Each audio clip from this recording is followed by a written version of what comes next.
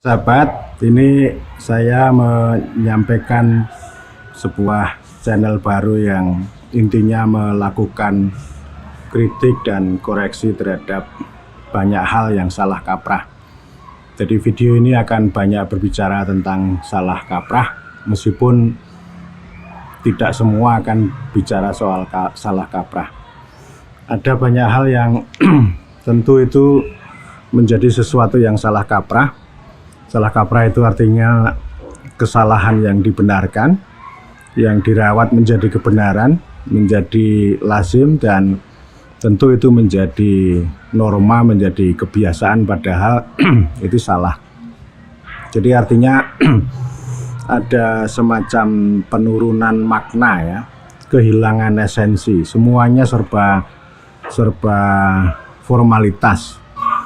Apa-apa digitalisasi, apa-apa aplikasi, apapun masalahnya, solusinya adalah aplikasi.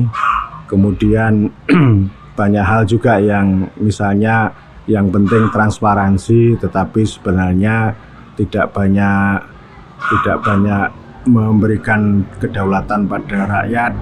Meskipun wajar tanpa pengecualian bukan berarti bersih dari korupsi, dan ada banyak pihak yang begitu bangga wajar tanpa pengecualian, tetapi sebenarnya manfaat untuk rakyat itu tidak begitu banyak. Demikian juga 2 tahun yang lalu Presiden Joko Widodo juga pernah menyampaikan kritik kepada pemberantasan korupsi gitu. Artinya tidak hanya semata-mata memberantas korupsi, tetapi bagaimana memberikan manfaat untuk rakyat, baik itu lapangan pekerjaan yang semakin bertambah, harga-harga yang semakin berkurang, kemudian layanan publik yang lebih baik, dan seterusnya.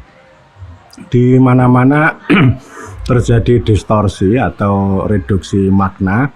Yang penting semuanya serba formal, entah itu di kantor-kantor negara atau di kampus, kemudian juga di kantor-kantor desa. Bahkan yang disebut dengan pemerintahan juga mengalami distorsi menjadi perkantoran. Kemudian undang-undang desa juga menjadi proyek dana desa. Kita rembukan di musyawarah desa hanya sekedar mengisi formulir, jadi semuanya serba kehilangan esensi.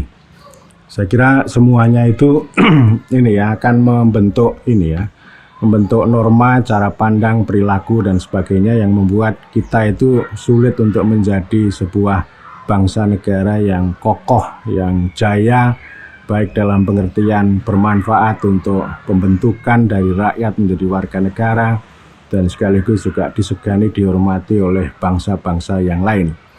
Karena itu channel ini akan melakukan banyak kritik dan koreksi ya terhadap berbagai hal, mulai dari tradisi kita menyikapi warisan kolonial, kita memuji warisan teknologi Belanda, tetapi sebaliknya kita mencaci maki warisan kebijakan regulasi kolonial Belanda.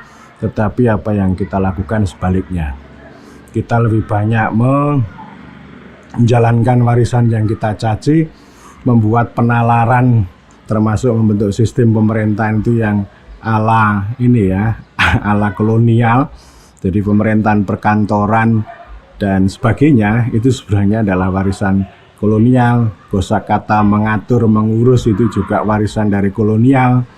Tapi sebaliknya kita tidak meniru warisan teknologi yang begitu awet gitu ya. Entah itu membangun infrastruktur, membangun jembatan, membangun kereta.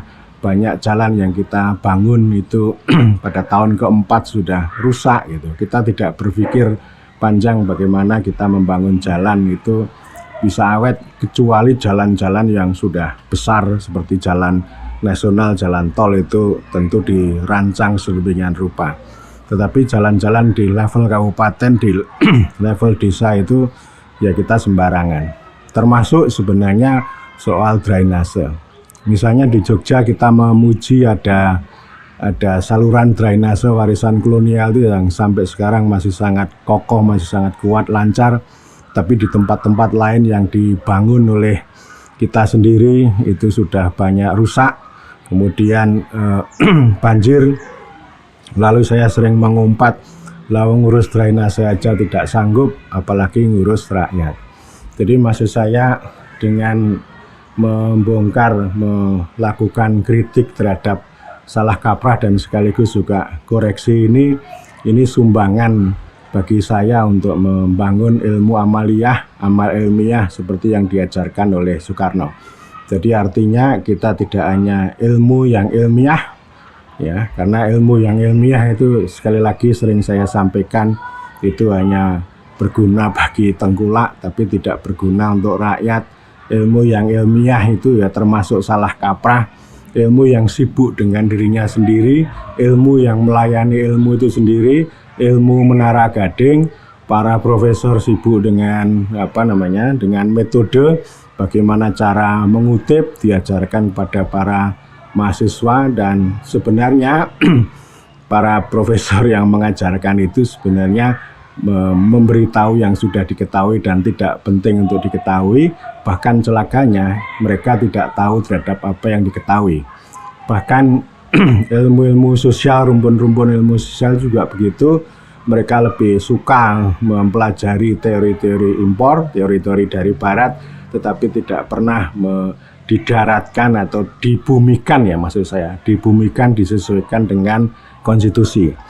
Dan yang terjadi ketika orang memahami konstitusi itu ya hanya pasal-pasal, ayat-ayat prosedural, tetapi kehilangan esensi.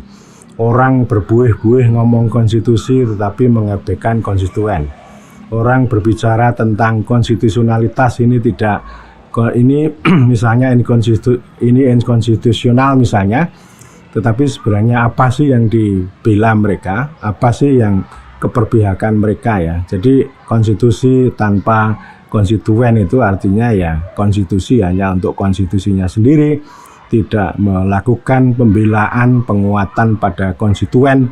Padahal konstitusi itu kita buat sebenarnya untuk memperkuat negara, untuk memperkuat pemerintah, memperkuat daerah, memperkuat desa, memperkuat rakyat, memperkuat warga negara, dan termasuk juga melakukan transformasi dari rakyat menjadi warga negara.